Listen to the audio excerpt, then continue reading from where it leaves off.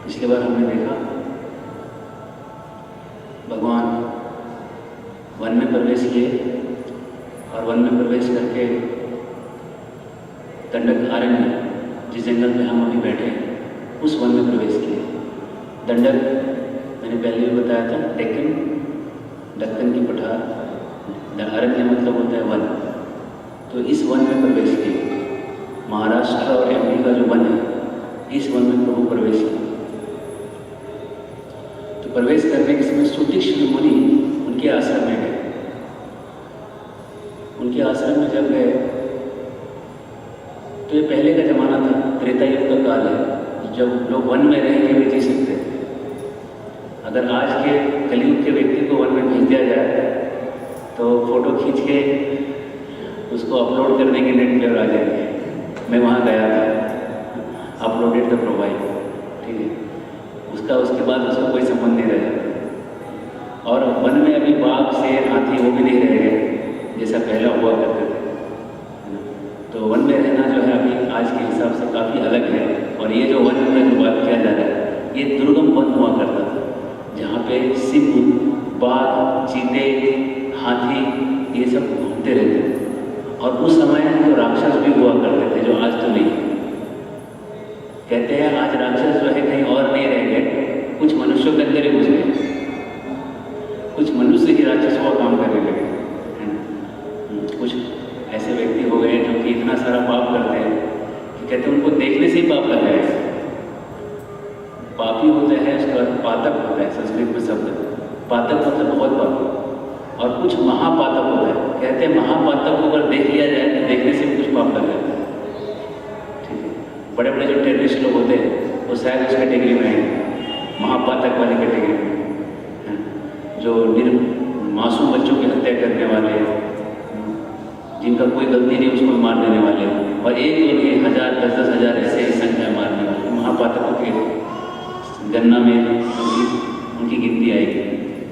तो सुतीक्ष्ण मुनि के आश्रम में पहुँचे राम, सीता, हनुमान, लक्ष्मण जी जब पहुँचे वहाँ पे, तो सुतीक्ष्ण मुनि के साथ रहने लगे। और रहते रहते उनके साथ वो अलग अलग आश्रमों में घूम रहे थे। किसी के आश्रम, कोई मुनि के आश्रम में 6 महीना रुके, किसी मुनि के आश्रम में 8 महीना रुके, किसी मुनि के आश्रम में 1 साल रुके, 10 महीना रुके, करते करते 10 साल पार हो गए। ये जो जगह है बहुत पवित्र स्थान है जहाँ हम बैठे हैं।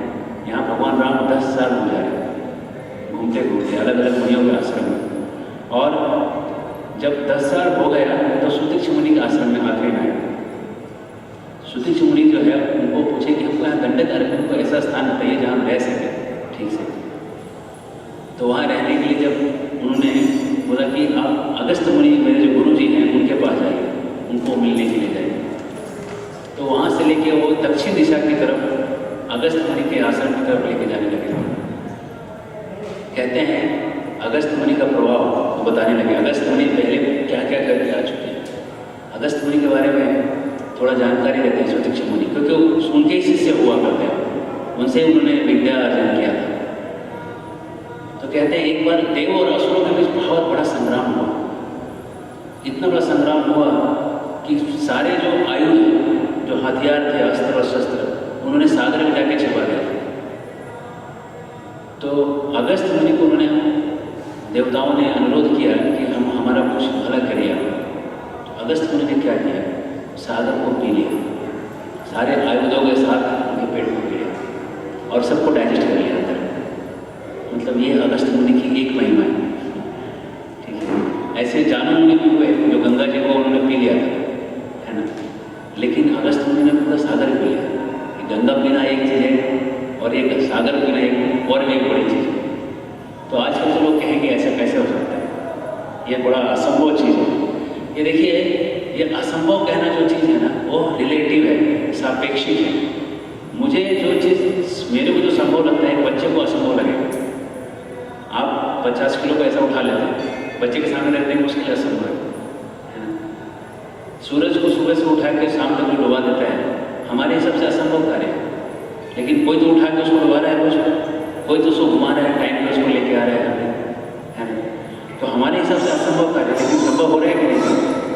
एक जो लेमन का जो ट्री होता है, नींबू का जो पेड़ होता है, उसमें हम क्या डालते हैं, पानी डालने से उसके ऊपर क्या आता है, नींबू आता है, फल। उसके अंदर साइट्रिक एसिड होता है। आपने डाला क्या था, निकला क्या, साइट्रिक एसिड। उसके अंदर कहीं पे चिमनी लगा हुआ है, धुआं का।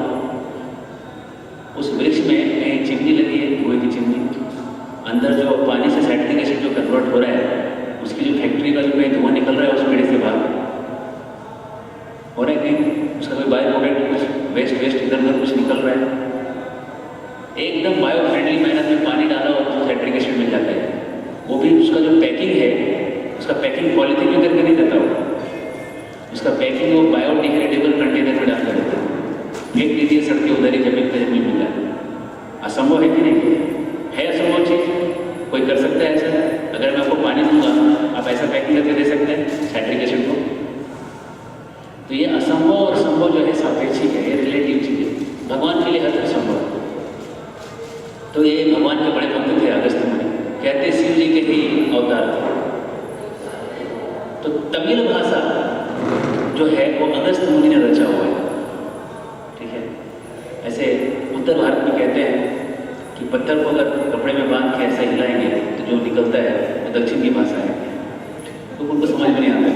कहने का मतलब ये, ऐसी भाषाएं ऐसी नहीं है, अच्छी भाषा है, ठीक है। हमें समझ में आए ना आए, अच्छी सी भाषा है, उधर के लोग तो समझते जरूर है। और अगस्त मुनि ने सिद्ध प्रणाली जो उसको डेवलप किया, जैसे कि एलोपैथी होता है, आयुर्वेदा होता है, होम्योपैथी होता है, ऐसे अगस्त मुनि ने सिद्ध प्रणाली दिया।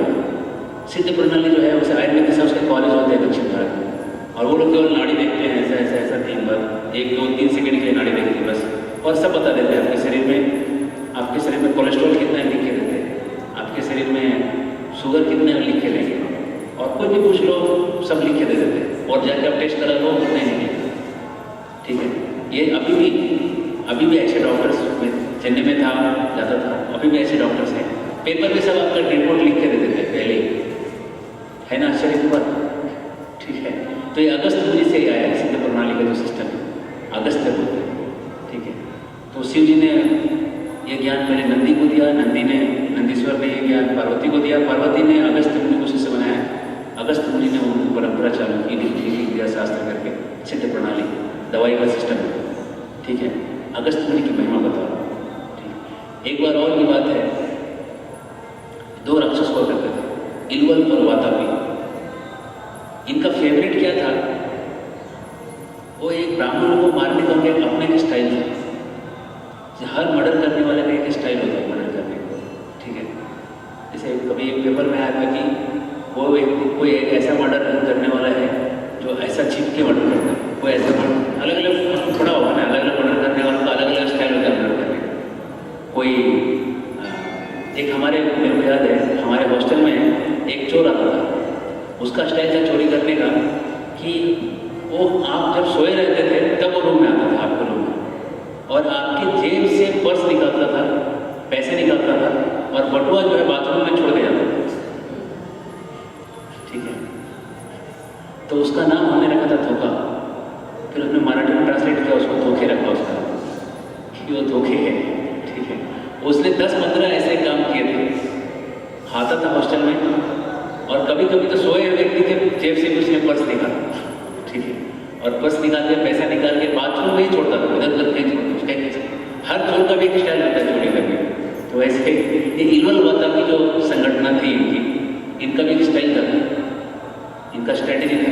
वो क्या करता था, वो इल्वल वातापी को काट काट के कुकिंग करता था, और उसका मांस को बनाता था, और उसको पीसेस कर देता था, और ब्राह्मण लोगों को बुलाता था खाने के लिए, और ऐसा कुछ मिक्स करके उनको वो खाने के लिए लगा देता था। ब्राह्मण लोग गलती से खिला देता था और वो खा लेते थे। बाद में इल्वल बोलता था, वातापी बाहर निकलो। वातापी सबके पेट में चला गया, वातापी एक साथ सबके पेट को फाड़ के निकलता था और जाके जुड़ जाता, उड़ के और इस तरह से सारे ब्राह्मणों की मृत्यु हो जाती थी। ये उनका एक साथ ही वो 1000-10,000 ऐसे ब्राह्मणों को मार देता था, इस तरह से थोड़ा थोड़ा समय डाल देता था सबके साथ, और वो एक साथ जाके जुड़ जाता था। तो इस तरह से वो इल्वल और वातापी मिलके ब्राह्मणों की हत्या की करते थे। तो ये इसका जो तकरार है, कंप्लेन है, वो अगस्त मुनि को दिया गया। तो अगस्त मुनि गए उधर, उनको मालूम नहीं क्या करना, तो उसने वातापी को बना के अगस्त को खिला दिया। और वातापी अंदर गया, उसने बोला, वातापी बाहर निकलो। अभी वातापी किधर निकलेगा?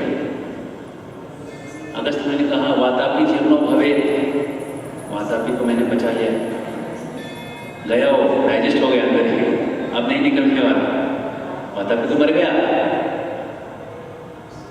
इल्वल ने देखा कि मेरा भाई मर गया, मेरा अलायंस, मेरा सबसे बड़ा जिगरी दोस्त चला गया। वातापी अपना शस्त्र उठा के अगस्त मुनि की तरफ दौड़ता है आक्रमण करने के लिए।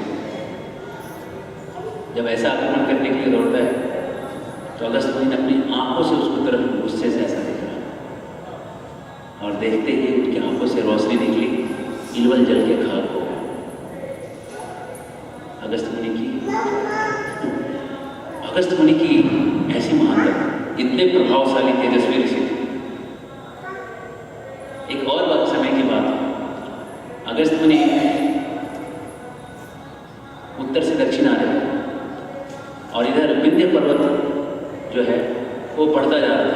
हिमालय में और इसमें कॉम्पिटिशन बढ़ने के लिए, बढ़ते जाएंगे। तो अभी इसको रोके कौन?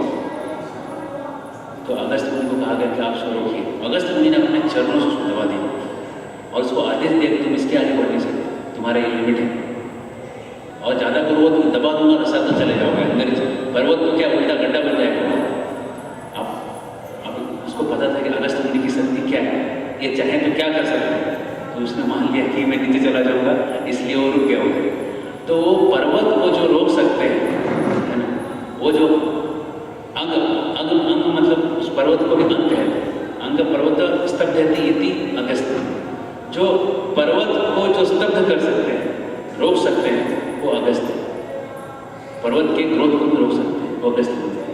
ठीक है, तो आजकल ऐसे पर्वत नहीं बढ़ रहे हैं, चिंता मत करिए। अगर ऐसे मुनि नहीं है आज तो पर्वत को रोकने में सक्षम हो, तो ऐसे पर्वत भी नहीं रहे क्यों बढ़ रहे हैं, इसलिए आप कभी टेंशन मत लीजिए। ठीक है, ये जगह जहाँ बैठे हैं ऊंचे ऊपर नहीं जाने वाले, ये रहेगी। हरे कृष्णा। तो ये अगस्त मुनि के ऐसे अलग अलग प्रभाव वो बता रहे थे। एक और बात समय की बात है, इंद्र लोक में एक बार इंद्र का स्थान रिक्त था। इंद्र हमेशा कुछ न कुछ गलती करते हैं, जिसमें एक आध साल उनको ऑफिस में घूम के आना पड़ता है। उनको थोड़ा कभी उनको सुअर बनना पड़ता है, कभी उनको कमल के गड्ढे में जाके छिपना पड़ता है 1000 साल तक। तो बीच बीच में उनका पोस्ट खाली हो जाता है क्योंकि वो रहते नहीं। तो उसमें जो ब्रह्मांड में जो कैपेबल है, जो उसको एक इमरजेंसी के लिए इंद्र बना दिया जाता है उसको। तो ऐसे 1 वर्ष के लिए इंद्र का पोस्ट था, वो खाली हो गया। तो नहुस करके एक राजा था धरती पे, बड़ा प्रतापी राजा। देखिए पावर कैसे एक्ट करता है। नहुस को उन लोगों देवताओं लोगों ने उठा के बोला तुम ही हो, और कोई नहीं है, चलो इंद्र बन जाओ। बन गया इंद्र, ठीक है, इंद्र बन गया। जब इंद्र की शक्ति हाथ मिली उसको लगा रे बाप रे इतनी बड़ी शक्ति है, ये सूर्य जो है मेरे कंट्रोल में है, ये चंद्रमा भी मेरे कंट्रोल में है, हवा भी चलेगी मेरे को पूछ के चलेगी, कितना स्पीड है वो भी मेरे को पूछ के, अग्नि कहीं जलना है तो कितना जलेगा और कितना ठंडा है सब मेरे कंट्रोल में है, सारे दिशाएं मेरे कंट्रोल में है। वो उसका चढ़ता गया, वो चीज चढ़ता गया, उसके चढ़ता गया। बोला फिर क्या बचा, कुछ बचा ही नहीं। बोला फिर वो इंद्र की जो पत्नी है सची उसके साथ में भोग करो।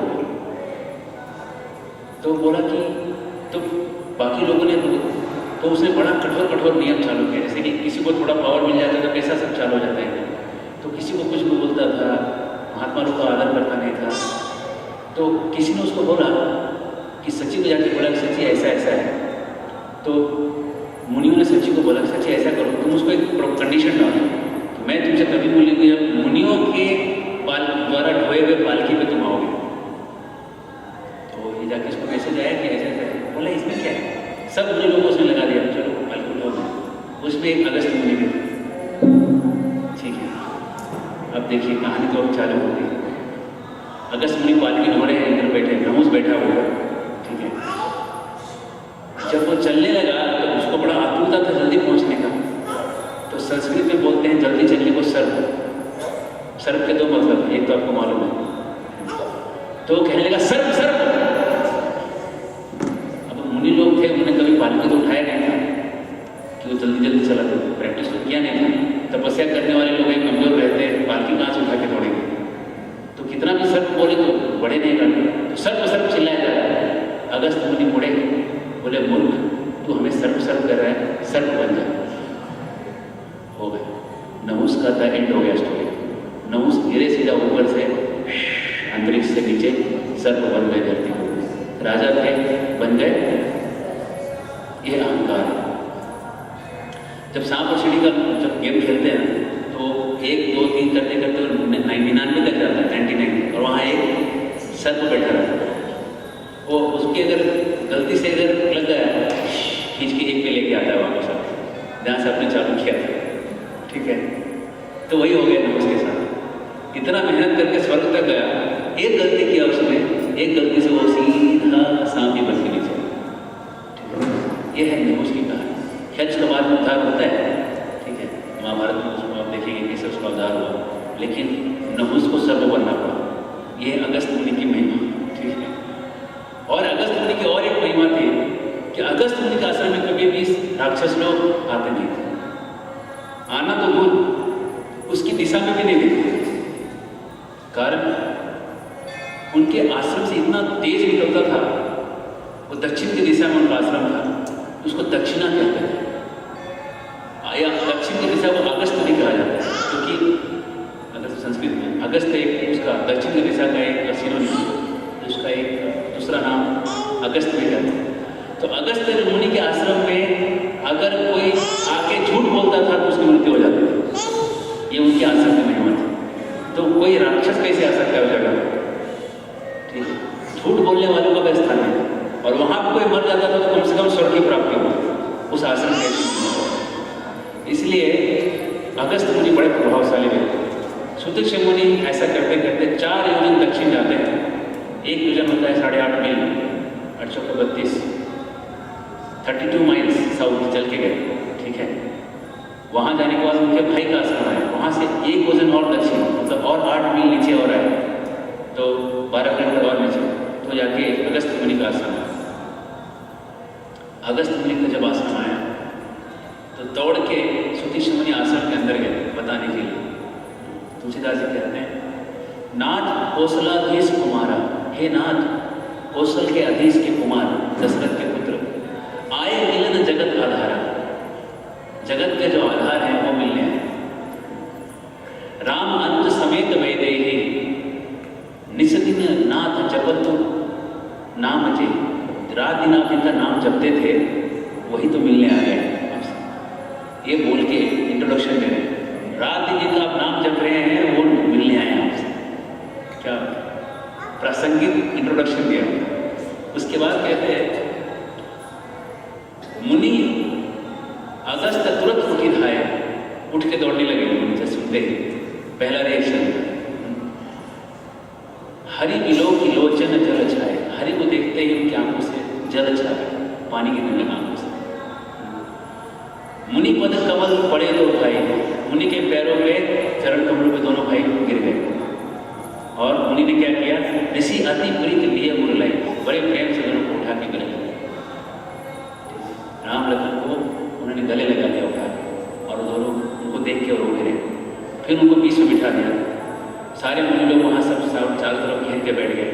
सब लोग उनको एक तक निहार रहे, और सब मुनि लोग उनकी रूप की छटा जो है, श्याम जो उनका जो हरित श्याम ध्रुवा घास के जैसा जो हरा रंग है, उसके जैसा भगवान राम का रंग है, उस रंग को निहार रहे सारे मुनि लोग बैठे, सारे मुनि वृंद बैठ कर उनको निहार रहे। निहारते समय अगस्त मुनि कह रहे थे कि आप लोग यहीं रुक जाइए, आप अगर यहाँ रहेंगे तो राक्षस लोगों का यहाँ पे आना नहीं होगा। किसी राक्षस तो आते नहीं थे, ठीक है, लेकिन ये भक्त लोग बड़े चतुर होते हैं, भगवान के साथ जब बात करते हैं तो बड़ा चतुराई से बर्ताव रखते हैं, भगवान को पकड़ने के लिए सब कुछ करते हैं।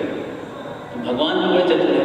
भगवान कहते हैं अगर मैं यहाँ रुकूंगा और मैं राक्षसों के आने की राह देखूंगा, उससे अच्छा मैं कहीं ऐसी जगह चले जाऊँ जहाँ राक्षस बैठे हो, ठीक है। तो मुनि जो है मित्र हो गए। तो मुनि ने कहा ठीक है, आपकी जैसी इच्छा। तो मुनि ने कहा मैं आपकी सेवा में कुछ देना चाहता हूँ, ऐसे आपके पास तो सब कुछ है, ठीक है। कहने लगे आपसे तो पूरा ब्रह्मांड आया है, ये ब्रह्मांड एक गुलर के पेड़ के समान है। उदुम्बर का जो पेड़ होता है या गुलर का जो पेड़ होता है, उसमें जितने उदुम्बर के फल लगे होते हैं, उदुम्बर बोलते हैं, क्या बोलते हैं, अदम्बर, जो बड़ा जो होता है ना पेड़, एक जो फिग कंट्री फिग, मराठी का शब्द उदुम्बर, हाँ, एक खाने वाला होता है और एक जो बड़ा जो झाड़ वाला होता है, तो दोनों भी जो भी आप समझते, तो वो जो एक ब्रह्मांड एक फल के समान है। क्या एक ब्रह्मांड के अंदर के लोगों को दूसरे ब्रह्मांड का कुछ मालूमात ही नहीं, ठीक है। इतने ब्रह्मांड हैं इस जगत में, और एक हमको जितना भी कुछ दिखाई पड़ रहा है टेलीस्कोप से, जितना भी कुछ दिखाई पड़ता है, एक ब्रह्मांड के अंदर की चीज दिखाई पड़ती है, इसके बाहर के ब्रह्मांड का कुछ भी पता नहीं चलता, ठीक है। और कितने ब्रह्मांड हैं, जितने एक पेड़ उदुम्बर के फल होते हैं उतने ब्रह्मांड हैं, और एक ही ब्रह्मांड का अता पता नहीं चल रहा है, लेफ्ट राइट पता नहीं चल रहा है, तो बाकी ब्रह्मांडों का तो कहीं नहीं। कह रहे प्रभु आप हर ब्रह्मांड में उसके अंदर गर्भोदक साई विष्णु बन के जाते हो, उसके ऊपर क्षीरोदक साई विष्णु बन के रहते हो, हर व्यक्ति के अंदर परमात्मा बन के बैठे हो। ये आपकी महानता है। इस सृष्टि की रचना आप कैसे करते हो, माया की रचना आप कैसे करते हो, इस संसार में जीव कैसे भूल गए हैं और अपने आप को ही सब कुछ मान के बैठे, ये आपकी महिमा है। ऐसा कहते कहते वो बता रहे, भगवान की स्तुति कर रहे हैं और कह रहे हैं कि मेरे कुछ मैं आपको कुछ देना चाहता हूँ, आप कृपा करके आप उसको ले लीजिए। तो भगवान को एक विष्णु धनुष दे दिया। वो धनुष विश्वकर्मा ने बनाया हुआ था, विश्वकर्मा ने धनुष बनाया था, विष्णु ने उसको इस्तेमाल किया था पहले, और वो उनके पास अगस्त मुनि के पास रखा हुआ था। उसके साथ उन्होंने ऐसे तीर दिए जो विश्वकर्मा ने बनाए थे, और ऐसे तरकस दिए जो इंद्र के पास से लाए थे, जो कभी खाली नहीं होते, बस तीर निकाला तो वो भर जाता था, ऐसे तरकस दिए। तलवार दिया उन्होंने, सब एकदम सुनहला चमकीला ऐसा तलवार अगस्त मुनि ने श्री राम को दिया, भेंट दिया। इस तरह के सारे हथियारों को लेके भगवान राम, सीता और लक्ष्मण वहाँ से आगे चले। अगस्त मुनि का आश्रम छोड़े, मुनि लोगों से विदा लिया, वहाँ से निकले। अगस्त मुनि ने बताया कि आप कैसे यहाँ से थोड़ी दूर जाके पंचवटी में जाके आप रुके। पंचवटी का वर्णन करते हैं, पंचवटी आप कैसे जाएंगे। कहते हैं यहाँ पे महुए का वन है। महुआ जानते हैं सब, मोह, मराठी में मोह कहते हैं, ठीक है। अगर मराठी नहीं आता है तो हिंदी में महुआ कहते हैं, अगर दोनों भी नहीं आता है तो उससे शराब बनता है, महुए की शराब। और वो भी नहीं आता है तो मान लीजिए कि महुआ होता है, ठीक है। हाँ, वो ऐसा फल होता है, द्राक्ष के जैसा फल होता है, बड़े पेड़ पे आता है और हाथी को खिलाते हैं। हाँ, नीचे लड़ाई करने के पहले महुआ जैसे थोड़ा मतवाला हो जाता है, फिर उसके ऊपर बांध मार कर प्रभाव होता है, वो लड़ता रहता है अंदर जाकर। ठीक है, ये पहले के ज़माने में हुआ। ठीक है, तो महुआ जो है महुए का वन था। महुए के वन से उत्तर लेके उनको जाने को कहा। उत्तर लेके जब आगे गए तो आगे बोले एक वट का वृक्ष, बरगद का एक पेड़ आएगा। वो वृक्ष आएगा, बोले उसको देखते हुए आप आगे जाना, क्योंकि जंगल में कुछ ऐसा लिखा नहीं रहता, 5 किलोमीटर साउथ नॉर्थ कुछ नहीं। वहाँ पे इस तरह का माइलस्टोन होता है कि पहाड़ के ऊपर एक बड़ा वृक्ष होगा, जिसको 10 लोग पकड़ते हैं एक साथ। मतलब इतना चौड़ा होता है कि 10 लोग हाथ में हाथ लेके पकड़ेंगे, ऐसे वट के वृक्ष हुआ करते थे अभी भी। तो वो समझने का यही वृक्ष है। तो आसपास देखने का इतना बड़ा वृक्ष और कोई नहीं है, यही वृक्ष। इसको दक्षिण लेके बोला तो दक्षिण लेके। तो इस तरह से बोले जब उस वहाँ वट वृक्ष के पास जाओगे तो दूर में आपको पर्वत दिखाई पड़ेगा। वो पर्वत के पास बड़ा सुंदर सा एक वाटिका है, जहाँ पे शहद जो है नीचे गिरता है पेड़ों से, इतना शहद होता है।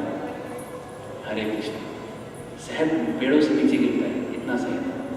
वृंदावन की अगर आप महिमा देखेंगे कृष्ण भगवान की लीला में, जब भगवान अंदर जाते हैं वन में गिरिराज में, तो पेड़ों से शहद नीचे गिरता है,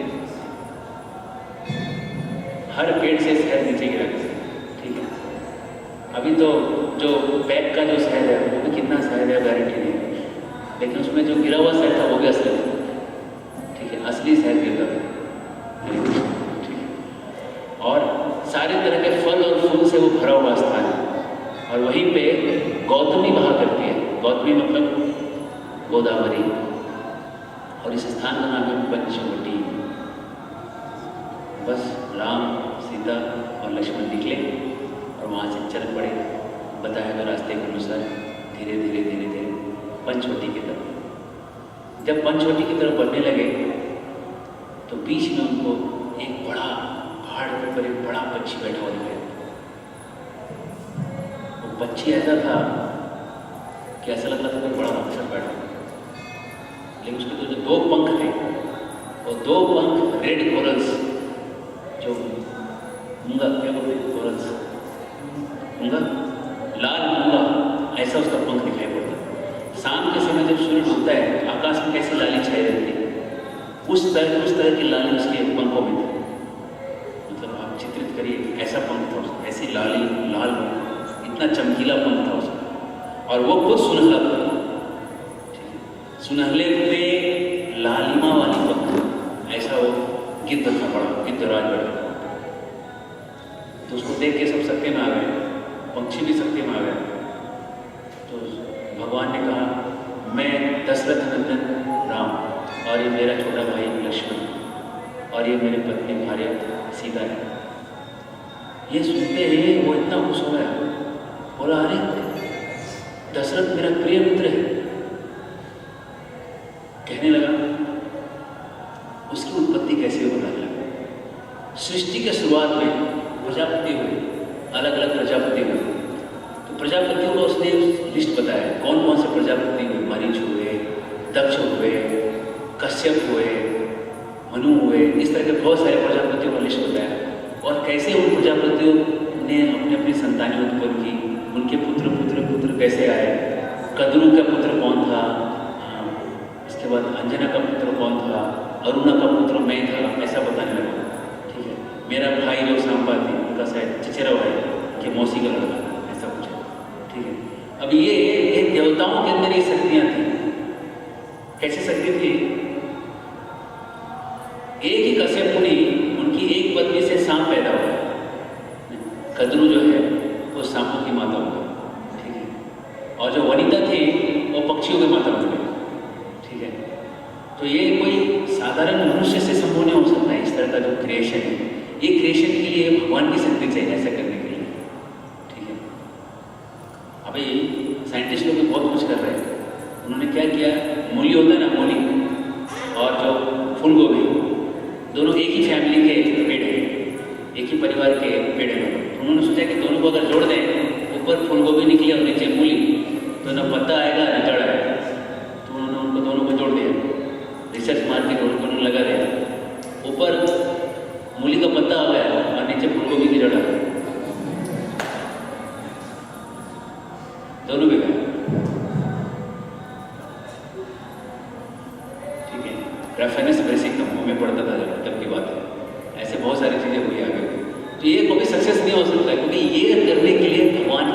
प्रजापतियों की शक्ति चाहिए। कश्यप मुनि ने बहुत तपस्या किया है करने के लिए, और तपस्या के प्रभाव से उन्होंने ऐसे ऐसी चीज़ों को प्रकट किया। तो ये जो इवोल्यूशन जो बोलते हैं साइंटिस्ट लोग, सब गलत है। क्यों गलत है? क्योंकि इसका एक भी प्रूफ सही नहीं हुआ आज तक। ठीक है, आप ज़्यादा जानकारी चाहते हैं तो ये हमारा एक पुस्तक है योर सीक्रेट जर्नी, उसमें राधेश्याम ने पूरा डिटेल करके बताया कि कैसे इवोल्यूशन का कोई भी स्टेप सही नहीं, सारे स्टेप उन्होंने गलत लिखे हुए। ठीक है, आदमी जानवर से, बंदरों से आदमी कोई बना ही नहीं। प्रभुपाद जी कहते थे डार्विन के पिता बंदर हो सकते हैं, हमारे तो भी मनुष्य थे। ठीक है, तो मनुष्य आए। ठीक है, और सांप जो है पत्थरों से आए, पक्षी जो है अलग अलग, सब अलग अलग जो उनके प्रजापति थे उनसे अलग अलग वो सब प्रकट। इस तरह से जो एवोल्यूशन हुआ वो उस स्तर पे हुआ। इस दुनिया में कुछ एवोल्यूशन हुआ नहीं कभी। ठीक है, जो इवोल्यूशन होना था सब वो प्रजापति के लेवल पे हो गया, और उसके बाद सब एक साथ ही सब प्रकट हुए दुनिया में। ठीक है, तो जो भी है, अभी हम यहाँ की बात अगर देखें तो फिर इसने बताया मेरा नाम जटायु है, और वो बताने लगा कैसे दशरथ से उसकी कैसी दोस्ती थी। दशरथ की दोस्ती को याद करने लगा, और तब भगवान ने बताया दशरथ जो है चले गए, हमें छोड़ के चले गए। छोड़ सोचते ही जटायु जो है नीचे गिर गया। दशरथ चले गए, गिर गया वो उधर ही, और ये देख के राम रोने लगे इस बात पे कि दशरथ चले गए, और खुशी इस बात पे हो रही है कि एक पिता का कोई दोस्त मिल गया। अब खुशी भी हो रही है और दुख भी हो रहा है एक ही साथ। ठीक है, और दोनों को साथ ही साथ वो अनुभव करने का प्रयास कर रहे थे।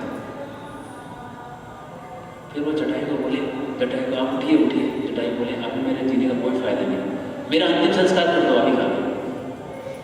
दशरथ ने इस दुनिया में जीना नहीं चाहता, लगा दो अग्नि लगाओ, चिता लगाओ, मैं जला के दे। राम कहने लगे मेरे पिता तो चल बसे, आपके रूप में मैं पिता को देख रहा हूँ, अगर आप भी नहीं रहेंगे तो हमारा पालन पोषण कौन करेगा? जटायु बोले ठीक है, मैं तुम्हारे कुटिया के आसपास हमेशा मंडराता रहूँगा, और तुमको अपने पंखों से मैं बचाता रहूँगा। और जटायु साथ में, जटायु राम सीता लक्ष्मण साथ में वहाँ से चलते चलते चलते चलते पंचवटी तक आए। ठीक है, ये जटायु का प्रेम। और जटायु वहीं आसपास में मंडराते रहते, उस कुटिया की रक्षा करते। तब जैसे एक माँ बच्ची जो होती है अपने बच्चों की कैसे पंखों से रक्षा करती है, उस तरह से जटायु ये राम सीता और लक्ष्मण की रक्षा किया करता।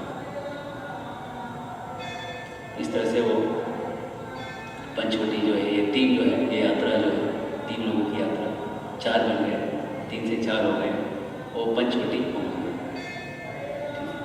पंचवटी में भगवान ने कहा लक्ष्मण हमें कहाँ पे कुटिया बनाना चाहिए, कौन सा स्थान सबसे अच्छा होगा? भगवान बड़ा टेस्ट लेते हैं, समझ में नहीं आता कि टेस्ट कब आया।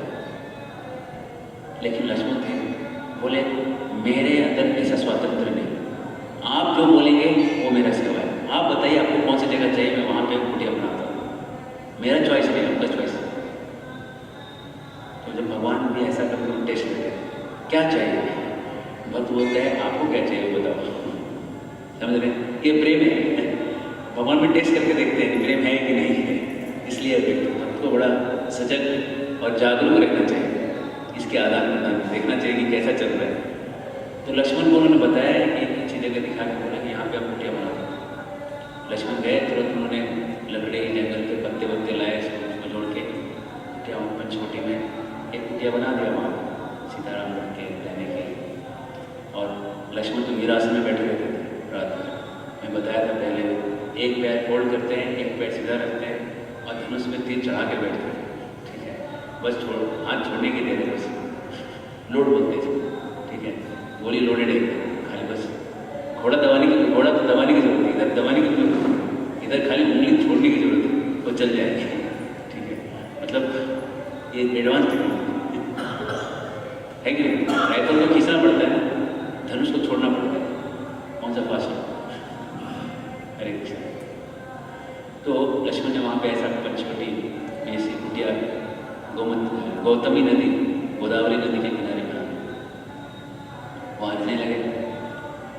यज्ञ के लिए सामग्री जुटाया, अग्नि के लिए अग्निहोत्र करने के लिए सामग्री जुटाई।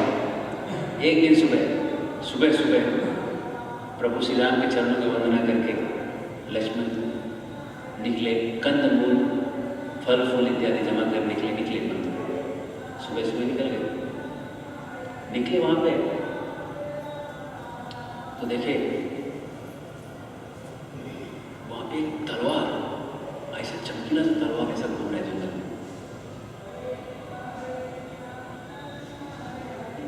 तलवार घूम रहा है और क्षत्रिय है ना, क्षत्रिय को तलवार देखो तो क्या करेगा, पकड़ लेगा। सीता कहती है इसके पहले कि हे प्रभु, आपके अंदर संयम है, सब कुछ है, लेकिन एक चीज़ का मुझे बड़ा डर लगता है कि आपके पास शक्ति है, आप ज़रूर से ज़्यादा किसी को मारना नहीं। ये काम जो है, काम व्यक्ति को 3 चीज़ करने को लगाते हैं।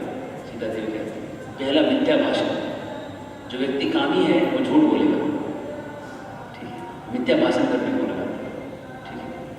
दूसरा है, कहते हैं कि व्यभिचार कराते हैं, पर स्त्री पर पुरुष में गमन होगा। और तीसरा जो है अतिशय क्रूरता, जरूरत से ज़्यादा हिंसा, ये भी काम ही कराता है। त्रिविधम द्वारम नरकस्य, कहते हैं 3 जो है नरक का द्वार में 3 रास्ता है, काम कामस क्रोधस तथा लोभस। ये 3 जो चीज़ है ये नरक के द्वार है। नरक जाना है तो 3 चीज़ करना चाहिए, काम अधिक, क्रोध अधिक और लोभ। 3 चीज़ करें तो नरक का कंफर्म टिकट मिल जाएगा, ठीक है। किसी को नरक जाने की जल्दी है तो 3 में से एक भी कर ले तो पहुँच जाएगा, तीनों की जरूरत नहीं पड़ती। काम क्रोध तथा लोभस, 3 चीज़ें जो है ये डेफिनेट आदमी नरक लेके जाते हैं। तो सीधा कहते हैं कि आप क्षत्रिय हैं, ऐसा कुछ करेंगे, ऐसा कुछ हो सकता है। तो भगवान कहते हैं हाँ ये हो सकता है, हमारा डर सही है, लेकिन मैं राक्षसों से ऋषियों को बचाने आया, इसलिए मेरा एक कर्तव्य है कि मैं उनको मारूं, ठीक है। ये मैं काम से नहीं मार रहा हूँ, ये मैं कर्तव्य से कर रहा हूँ, ये ड्यूटी से कर रहा हूँ। जैसे पुलिस भी गोली लेके घूमती है, कोई बोलेगा अरे पुलिस बंदूक लेके क्यों घूमता है, बड़ा डर लगता है अंदर रख। अगर वो बंदूक नहीं चलाएंगे तो क्या होगा, समाज में क्या हो जाएगा, है ना, आतंक बढ़ जाएगा। तो कहीं कहीं जो वायलेंस है जरूरी है, लेकिन सबके लिए जरूरी नहीं। जिसके लिए ड्यूटी नहीं उसके लिए जरूरी नहीं, जिसके लिए ड्यूटी है वो जरूरी है। भगवान राम यहाँ पे क्षत्रिय रूप में है, इसलिए उनके लिए ड्यूटी है, इसलिए वो करना उनके लिए जरूरी है। तो लक्ष्मण ने तलवार देखा, तलवार ले लिया हाथ में, उड़ता हुआ तलवार घूम रहा है, पकड़ लिया ऐसा। बोले सुनीला चमकीला तलवार है, हाथ में आ गया। सीता देवी ने राम को कहा था कि एक बार इंद्र ने एक तपस्वी की तपस्या बंद करने के लिए क्या किया, उसको जाके तलवार दे दी। बोले तलवार रखेंगे क्या आपके पास, रख लिया, रखना अच्छे से, ठीक है, चले गए। तलवार लिया, माला रख दिया उन्होंने, तलवार देखने लगे, बोला क्या तलवार है, ठीक है। तो कहीं जाते थे फल फूल तोड़ने तो तलवार साथ में रखते थे, चुराने लगे। करते करते घूमते घूमते फिर क्या हुआ, फल फूल उनका तोड़ना बंद हो गया, तलवार ही देखते रहते थे। धीरे धीरे ऐसा हो गया कि तलवार हाथ में लेके घूमने लगे। फिर ये हो गया कि तलवार से लोगों को डराने लगे। फिर तो ये हो गया कि हिंसा करने लगे तलवार से। और जब मरने का टाइम आया तो यमदूत आए, बोले चलिए, क्रोध किया, काम क्रोध तथा लोभस, कामस क्रोध, क्रोध कर दिया उन्होंने तो उनको नरक करना। अब सीता देवी स्वयं ये उदाहरण देते हैं राम। लक्ष्मण के हाथ में ऐसा तलवार दिखा, लक्ष्मण पकड़ लिया तलवार पकड़ लिया। अभी जाए किस पे, अब हाथ में कुछ आ गया तो आदमी को चलाने का इच्छा होता है, तो पेड़ को काटेंगे अच्छा नहीं दिखता, लताओं काटेंगे अच्छा नहीं दिखता। चलते चलते घूमते घूमते गए, एक बाम्बू का एक झाड़ था, बैम्बू जो एक साथ रहते ना, बांस के जो झाड़े थे एक साथ ही एक जगह ऊपर करते, उस स्थान पे उन्होंने लिया और ऐसा करके उसको चला दिया। तो ऐसा चल के गया, उसके अंदर एक व्यक्ति तपस्या कर रहा था बैठे, वो कट के 2 हो गए। लक्ष्मण ने कहा बाप रे, एक तपस्वी को मारते हैं, चेहरा तुरंत उतर गया। बोला क्षत्रिय के हाथ से तपस्वी का वध हो गया, अब मैं भैया के पास किस मुंह से जाऊंगा, अगर नहीं जाऊंगा तो फिर मैं यहाँ क्या करूंगा, लेकिन कैसे जाऊंगा, लेकिन नहीं जाऊंगा तो यहाँ कैसे रहूंगा।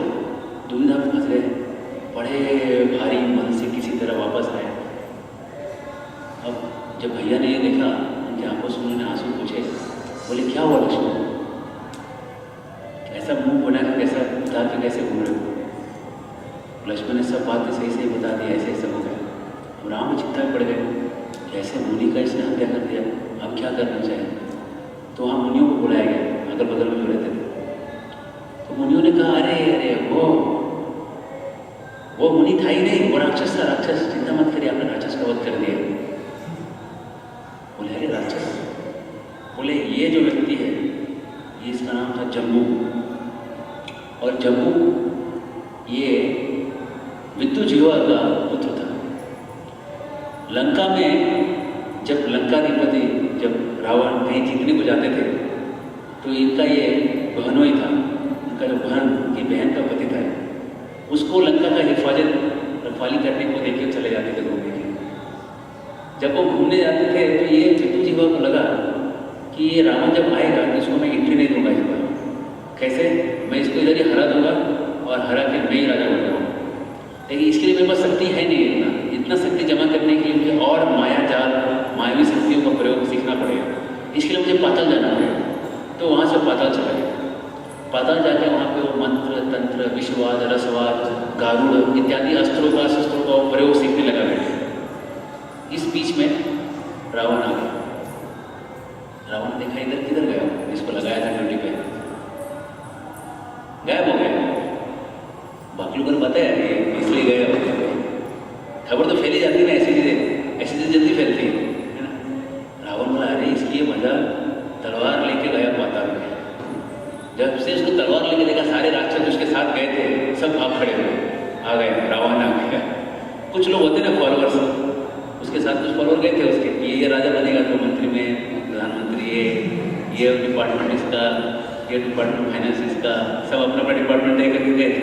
रावण को तलवार लेके देखा तो सब भाग खड़े हुए। अभी विद्युजीवा सोचा मैं कैसे, वो भी भागने लगा। रावण ने उसको दौड़ा के पीछे से उसका कत्ल कर दिया। ठीक है, ये उसका क्षत्रिय था क्षत्रिय, लेकिन पीछे से भी बन गया। ठीक है, राक्षसों के अंदर थोड़ा कोड इधर उधर हो जाता है। तो जब उसने उसको मार दिया, तो जब वो वापस आया, उसकी बहन थी, उसकी जो वाइफ थी, विद्युजीवा की जो वाइफ थी, वो शूर्पणखा थी। शूर्पणखा को कहता है, और शूर्पणखा उसमें 6 महीने की गर्भवती थी। और शूर्पणखा को कहता है रावण, अब तुम स्वतंत्र हो। ये रावण की बुद्धि की, राक्षसों की बुद्धि है। तुम किसी के साथ भी विचरण कर सकते हो, ठीक है, ठीक है, जो करना है करो, तुम फ्री हो। अब शूर्पणखा ने कुछ बोला नहीं उस समय। जब समय हुआ, उसका जो बच्चा था वो पैदा हुआ, उसका नाम उसने कहा जम्बू। जम्बू जब थोड़ा बड़ा हुआ, उसने माँ से पूछा, राक्षस लोग बहुत जल्दी बड़े होते हैं, ऐसा हमको 20 साल नहीं लगता बड़ा होने, ऐसा जैसे देवता और राक्षस दोनों बहुत जल्दी बड़े होते हैं, कुछ महीने में पूरा फूल वैसे बन जाता है। जम्बू से पूछा कि, जम्बू ने पूछा माँ से कि मेरे पिताजी कहाँ हैं। माँ ने बताया स्टोरी है तुम्हारे पिताजी का, पाताल गए थे, मामा जी ने पकड़ के मार दिया उनको। जम्बू बोला मैं बदला लूँगा। शूर्पणखा ने समझाया नहीं, इसे बदला मत ले, रावण बहुत पावरफुल व्यक्ति। वो गया, बोला मैं तपस्या करके कुछ तो करूँ। वो जाके वो बैम्बू के झाड़ के पीछे बैठ गया, तपस्या करने की। और तपस्या करने को बैठा तो बोला किसको तपस्या करना चाहिए, अगर मैं ब्रह्मा जी का तपस्या करूँगा वो कुछ देने वाले हैं, शिव जी का तपस्या करूँगा, रावण पहले से उधर उसने नंबर लगाया हुआ, मेरा पीछे से मतलब मेरा लिस्ट भी नीचे चला जाएगा। बोला विष्णु का कोई गारंटी नहीं, देंगे नहीं देंगे, कब देंगे, कितना देंगे। विष्णु मेरे को बीच में मेरा राक्षस प्रवृत्ति शुद्ध कर देंगे, क्योंकि मेरा मानने का एक खत्म हो जाएगा, टेंडेंसी से मेरे को सुधार देगा पहले, फिर विष्णु के पास जाने का, ये तीनों के पास जाने का। बोला मैं सूर्य की उपासना करूँगा, तो उसने सूर्य की उपासना चालू की। तो सूर्य ने एक तलवार भेजा उधर से उसके लिए। तो जब तलवार देखा तो जम्बू बोला, तलवार ने कहा कि सूर्य ने मुझे भेजा है, तुम अब इसको अपना लो। जम्बू बोले अगर सूर्य को देना था तो खुद आया, क्यों नहीं आया। वो तलवार ऐसे क्यों भेज दिया उसने? बोले मेरा अपमान है, मैंने इतना तपस्या किया, इसका ये अपमान है, उसकी सूर्य खुद नहीं आया, तुम वापस जाओ जहाँ जिसके पास जाना है जाओ, मैंने जो तपस्या किया वो सब पानी में गया करके उसने तलवार को वापस भेज दिया। और वो तलवार उड़ता उड़ता जा रहा था, लक्ष्मण जी के हाथ लग गया, लक्ष्मण जी ने उसको चला दिया, जब वो मर गया। हरे कृष्ण। ठीक है, कहाँ से कैसे सीधे जुड़ जाते हैं। अब इधर शूर्पणखा जो है वो टोकरी में खाने का सब मिष्ठान भर के लेके आई थी रोज के हिसाब से, बेटे को रोज खिलाती थी। क्या तपस्या करता था पता नहीं, रोज मिष्ठान खाता था बेटे से, वो भी टोकरी में भर के खाता था। तो आई देखी कैसे उसका पूरा शरीर कट के खंड खंड होकर गिरा पड़ा है। बस वो रोना चालू किया उसने, शूर्पणखा रो रही, उतना आवाज से रोती हुई कहने लगी,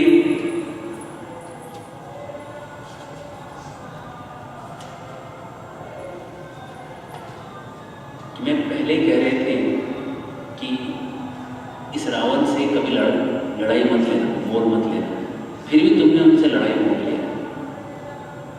इतने प्रतापी रावण को कोई हरा सकता है? कहने लगी कि कार्तवीर अर्जुना, उसने भी इसको मारा नहीं। कार्तवीर अर्जुना की कहानी ऐसी है, उसकी 1000 बाण थे और एक बार नदी में कार्तवीर अर्जुना जो था वो नहा रहा था और वो रावण भी नहा, दोनों भी उसी नदी के थोड़ा आगे पीछे नहा रहे ऊपर नीचे। तो इस बीच में क्या हो गया, तो रावण ने कुछ ऐसा किया, पानी जो है कार्तवीर अर्जुना की तरफ पड़ गया। कार्तवीर अर्जुन निकला और उसने रावण को पकड़ के पहले तो पीट के उसको बांध दिया, बांदर के जैसा उसको रस्सी से बांध दिया। तब रावण ने फिर प्रार्थना किया, भाई ऐसा गलती मत हो, तो उसका रस्सी खोल के छोड़ दिया उसको, जाओ। लेकिन मारा नहीं उसको। कार्तवीर अर्जुन को मारने वाले थे कौन? परशुराम। परशुराम जी ने कार्तवीर अर्जुन को मारा। तो कह रहे कार्तवीर अर्जुन ने जब रावण को कुछ नहीं किया, ठीक है, तो तू कौन होता था उसको मारने वाला? ठीक है, कह रहे अनरण्य जो था उसकी कहानी बताते हैं। अनरण्य राम के कुल में एक राजा हुए बहुत पहले, मतलब उनके हजारों लाखों साल पहले के राजा थे अनरण्य। और अनरण्य जब राजा थे तो रावण उनके पास लड़ाई करने गया था और अनरण्य को उस लड़ाई करते समय रावण ने हरा दिया उनको और उसको बड़े निरसंस रूप से, बड़े मर्सीलेसली उसने पूछा कि उसने ऐसा करके काट दिया अनरण्य। तो अनरण्य में मरते मरते उसको श्राप दिया कि मेरे ही कुल में कोई आएगा और तेरे नाश का कारण बनेगा, तेरे को मारेगा। ऐसा श्राप देकर अनरण्य मरेगा। शूर्पणखा कहती है अनरण्य के श्राप से रावण नहीं मरा, तो दूर तपस्या करने के लिए क्या बैठा था? इतना बड़ा प्रतापी राजा अनरण्य था, उसके श्राप से जब नहीं मरा। फिर कहती ब्रह्मा ने जब धनुष चलाया था, तीर चलाया था, तभी भी वो नहीं मरा था। ब्रह्मा जी ने भी एक बार तीर चलाया, रावण मरेगा। फिर कहती है नल कुबेर के श्राप से ही नहीं मरा। रावण एक बार स्वर्ग में घूम रहे थे, नल कुबेर की पत्नी को उन्होंने बलात्कार कर दिया। फिर नल कुबेर ने श्राप दिया कि तेरे सर के टुकड़े टुकड़े, अगले बार जब तू करेगा तो तेरे सर के टुकड़े टुकड़े हो गए। लेकिन रावण को कुछ हुआ नहीं, रावण ने उसके बाद कुछ किया नहीं, लेकिन तब तक कुछ हुआ नहीं। तो कह रही है नल कुबेर के श्राप से भी आदमी मरा नहीं। ठीक है, कहती है शिव के जो वाहन है नंदीश्वर, उन्होंने भी उसको एक बार श्राप दिया। रावण गए थे एक बार कैलाश को उठाने के लिए, ठीक है, उनका हाथ नीचे दब गया और शिव जी ने थोड़ा दबा दिया। ऐसा एक लीला है, नंदीश्वर ने उनको श्राप दिया। ठीक है, कभी भी वो कुछ हुआ नहीं उसको। सांडिल्य मुनि के श्राप से भी नहीं हुआ। सांडिल्य मुनि का समाधि कहाँ पता है? हमारे पूना शहर में चाकन, हम जाएंगे ना चाकन में क्या चक्रेश्वर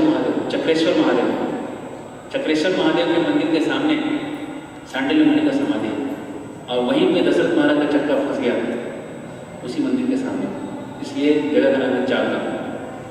और वहीं भी कई ने 2 और मांगे थे, पुनः मांगे थे। ठीक है, इसलिए आप सबको पता होना चाहिए।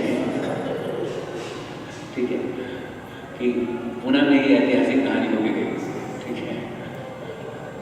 तो उस सांडिल्य मुनि की समाधि है उसी मंदिर में, ठीक है। बहुत दुर्लक्ष्य है उसका, कोई ध्यान नहीं देता, लेकिन है वहाँ पर। सांडिल्य मुनि के श्राप से भी नहीं मारा गया ये रावण। कह रहे और तो और कुबेर ने लंका बनाया था। एक्चुअली लंका जो है सुमेरु पर्वत के सोने के टुकड़े से गिर के बनी हुई थी, और उस टुकड़े पे आके कुबेर को, ब्रह्मा जी ने कुबेर को किया था, तू इसका राजा रहेगा, ये एरिया तेरा एक्स्ट्रा है, स्वर्ग तो है ही पर एक्स्ट्रा एक रखा था। कुबेर ने उसको अच्छा गार्डन वार्डन बना के रखा था, कभी घूमने उमने के लिए ऐसा रिसोर्ट बना के रखा था। तो जब रावण आए, रावण ने ऐसा उसको खदेड़ के उसको ऐसा दुत्कारा, ऐसा ललकारा कि रावण जो है, रावण के डर से कुबेर को लंका छोड़ के भागना पड़ा।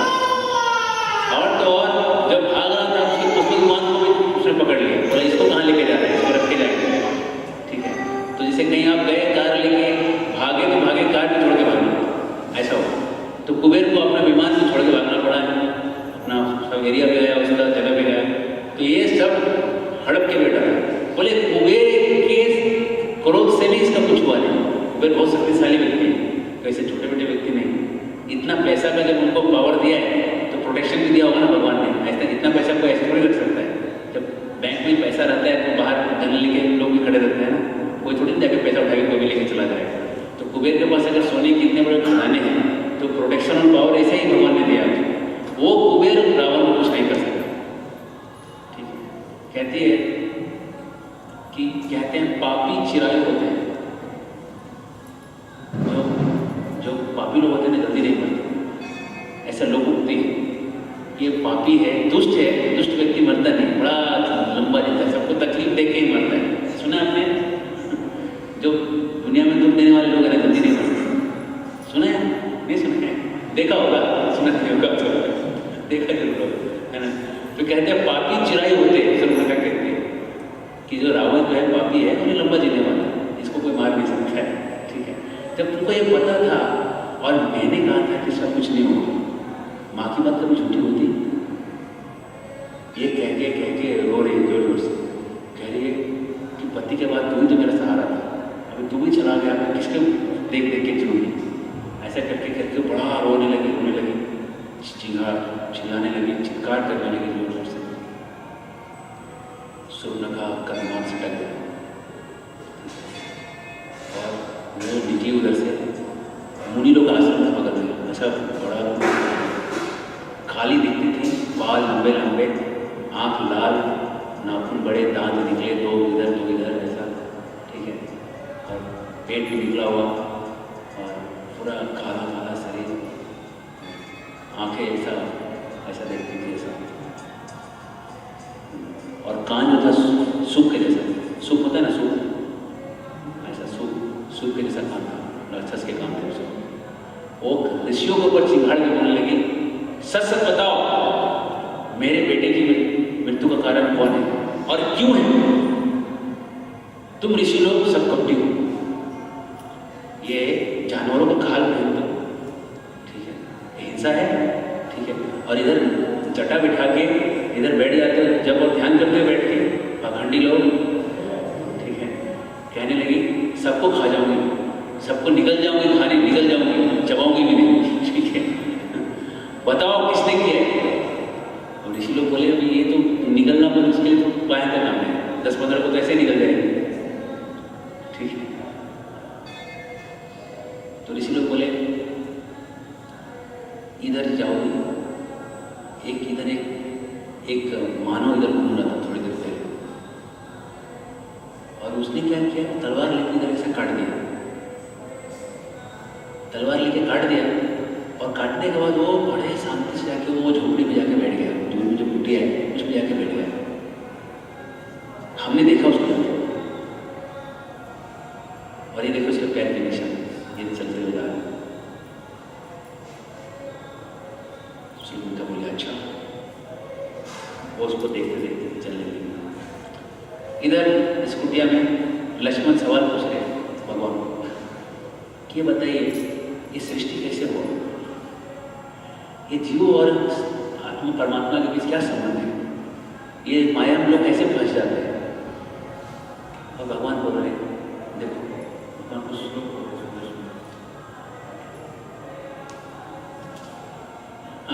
सुपर्णखा ने एक और चीज कहा कि एक गंधर्व, सूर और सिद्ध लोग जो है रावण पकड़ पकड़ के लाया सब जगह से और अपने कोठरी में जेल में डाल दिया।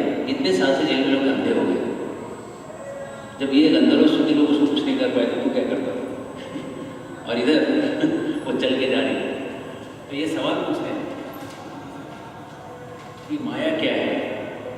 तो ये भगवान उसका उत्तर दे रहे हैं, जो गोचर जग लगी मन चाहे, सो सब माया जानो भाई। जहाँ तक तुम्हारी आंखें जाती है, कान जाता है, इंद्रिया जाती है, सब माया का लोक है। जहाँ तक टेलीस्कोप से दिख रहा है सब माया, और माइक्रोस्कोप से दिख रहा है वो माया। जहाँ तक नजर जाए वो माया का लोक है। हरे कृष्ण। पहले के जमींदार लोग ऐसा बोलते थे, यहाँ से जहाँ तक दिखाई पड़ता है सब हमारा लाइफ है, बोलते थे ना। तो ये भगवान बोल रहे हैं, माया कोई अधिकारी बोलने का। माया कहते हैं तुम्हारी नजर जहाँ तक जाती है सब मेरा, सब हमारी जमींदारी, हमारी जागीरदारी कह रही है, इसके बाहर नहीं है। हरे कृष्ण। कहते हैं इसके अंदर दो चीजें, विद्या और अविद्या। विद्या है और अविद्या है। अविद्या जो है आदमी को पाप कर्म में लगाती है और विद्या जो है अच्छे कर्म में लगाती है। लेकिन है दोनों दुनिया के काम, ये दोनों माया का ही जगत है। विद्या और अविद्या दोनों भी माया के ही द्वारा रचा हुआ है। ठीक है, एक अच्छा और बुरा जो भी है दुनिया में, दोनों भी माया का नाम है। भगवान कहते हैं, बोल रहे हैं कि कहे तात सो परम वैरागी, तृण समसिद्ध तीन गुणता है।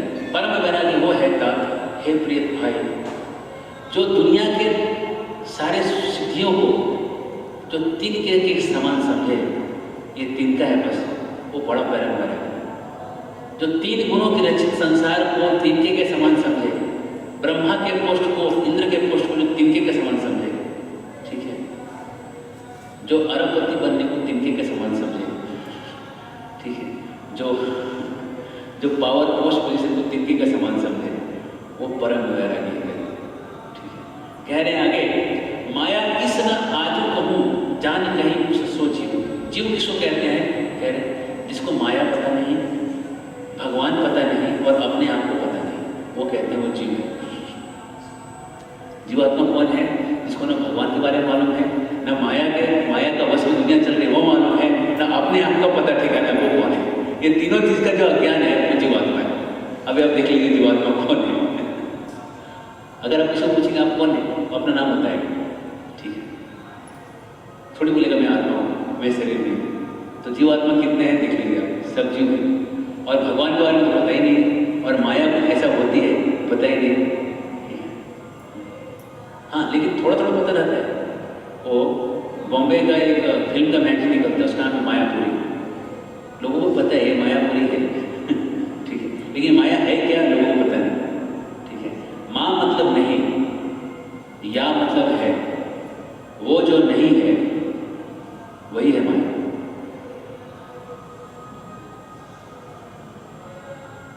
माया क्या है? वो जो नहीं है वही है माया। ठीक है, जैसे कि आप फिल्म में जो स्क्रीन पे सब चीज चल रहा है, आप उसको पकड़ सकते हैं जाके? नहीं पकड़ सकते ना। पकड़ेंगे तो कुछ हाथ में आएगा नहीं आएगा। मेरा एक दोस्त बताता था कि सच नहीं है वो, लेकिन बताता था ऐसे जोक था। कह रहा कि एक बार एक गांव का व्यक्ति पिक्चर देखने गया, तो उसने देखा वहां पे घोड़ा आया उधर से, तो पैर ऊपर करके बैठ गए। तो दूसरा जो व्यक्ति था बगल में बोला पैर क्यों ऊपर कर रहे हो? बोला देखो ना घोड़ा आ रहा है। तो बोला ये तो फिल्म है ना भाई। बोला वो तो आप और हम ना समझ रहे, घोड़े थोड़ी समझ रहे।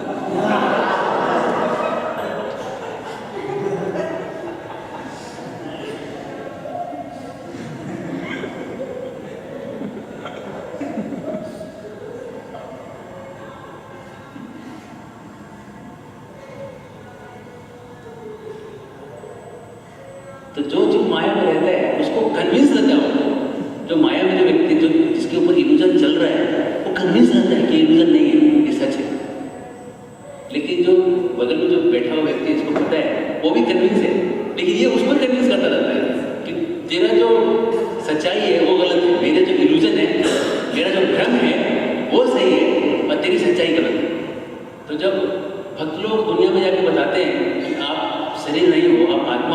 तो लोग भक्त को ही समझाते बैठते हैं, कौन तेरा ब्रेन वॉश कर दिया, इस कौन जाता है भक्त?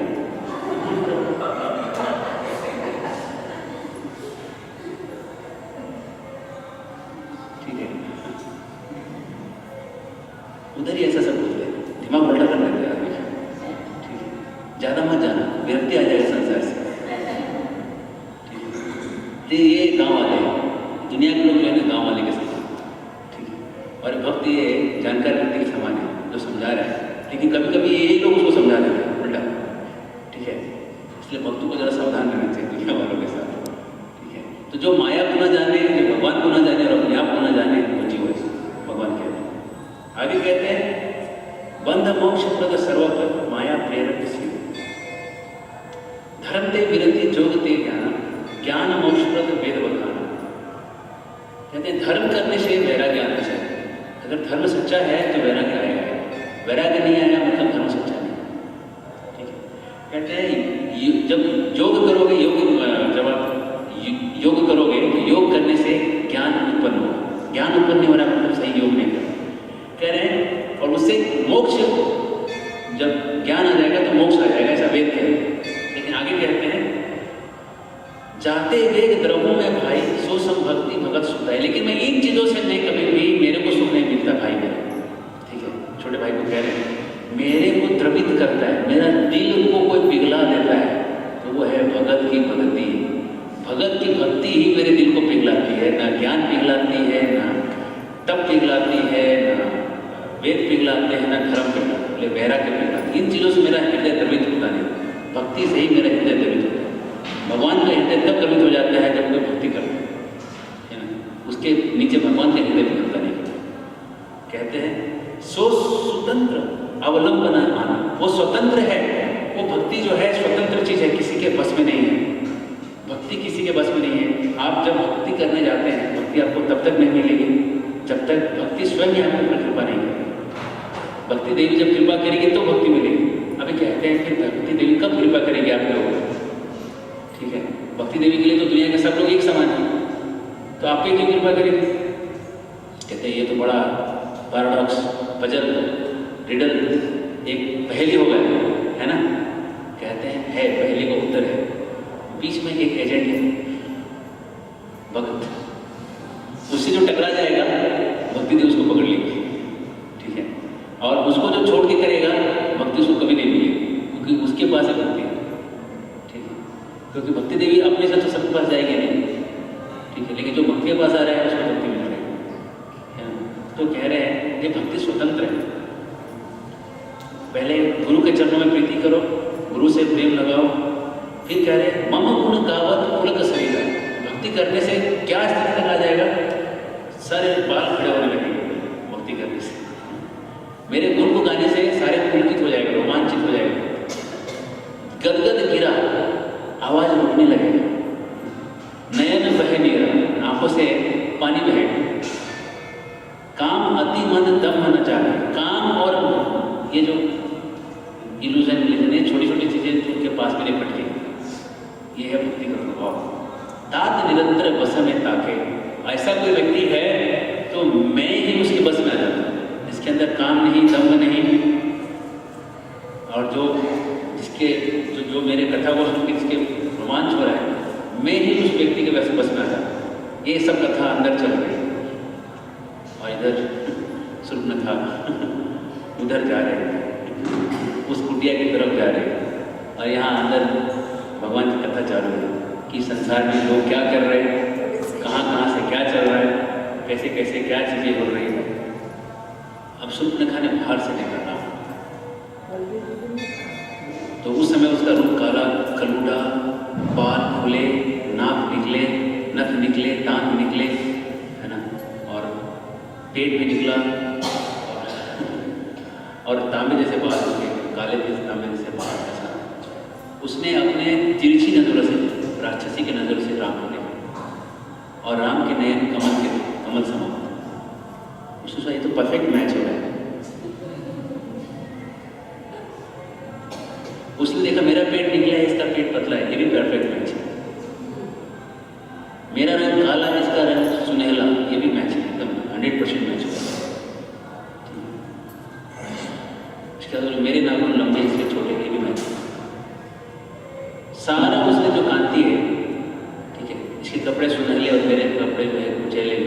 सब परफेक्ट मैच हो।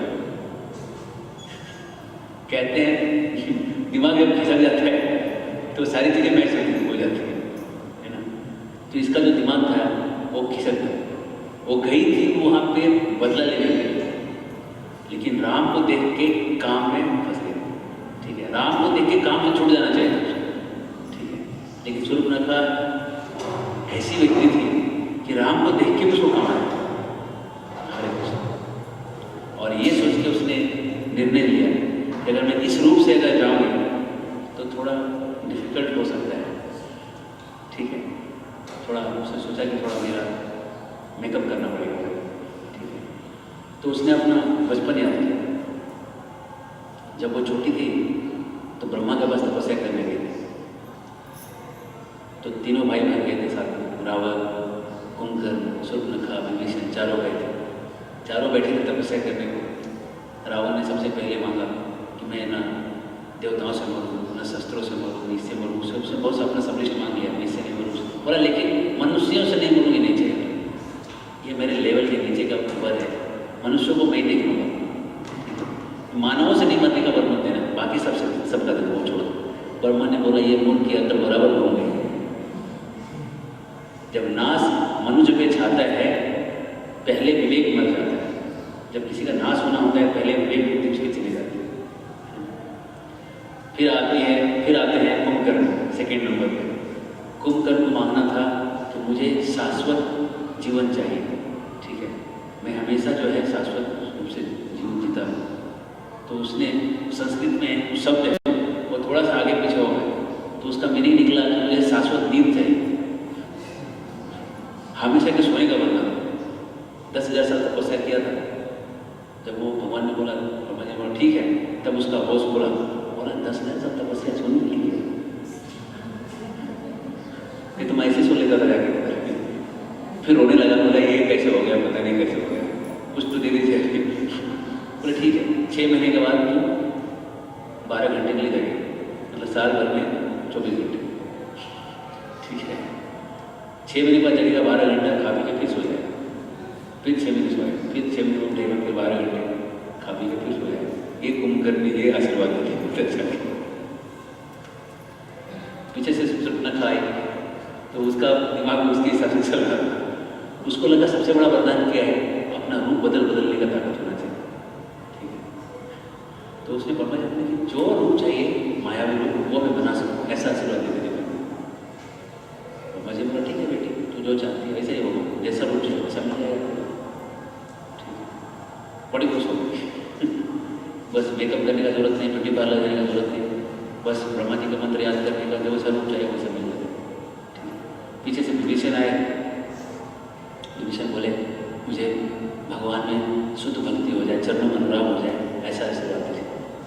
ब्रह्मा जी बोले ऐसा कैसे होगा, ये 3 पीस तो नॉर्मल थे राक्षस के, ये अलग सब पीस कैसे दिखलाई दिया। बोले कुछ और मांग लो, तुम्हारे भाई को देखो, बहन को देखो, बड़े भैया को देखो, बोले सबको देखो, है ना, तो इनके हिसाब से कुछ मांगो। बोले नहीं, मेरे को एक ही चीज़ है, राम में रहती चाहिए बस। बोले ठीक है। तो विभीषण जो है राम भक्त बन गए और घर में उन्होंने राम राम राम लिख दिया था सब तरफ। एक बार रावण आए घर पे, बोले क्या है, मेरे दुश्मन का नाम लिखा है। विभीषण बोले नहीं, दुश्मन का नाम नहीं, ये तो आपका नाम है। मेरा नाम कैसे, राम मतलब रावण, मोहम्मद तो मंदोदरी, रावण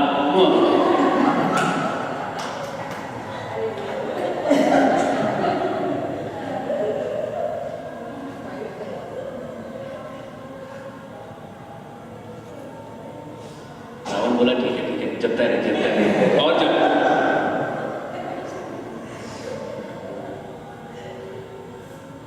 तो इस तरह से चारों भाई जब लौट के आए तो शूर्पणखा को यह पावर था कि उड़ सकती थी, रूप बदल सकती थी, और शूर्पणखा को लगता था कि मेरे जैसा सुंदरी कोई है ही नहीं पूरे ब्रह्मांड में।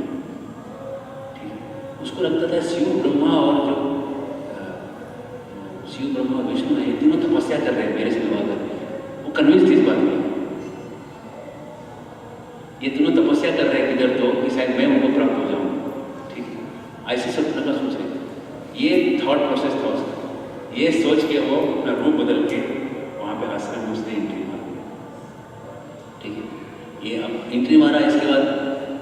रामायण के अलग अलग कथाकार जो हैं इसको अलग अलग रूप से निरूपित करते हैं, अलग अलग रूप से दिखाते हैं।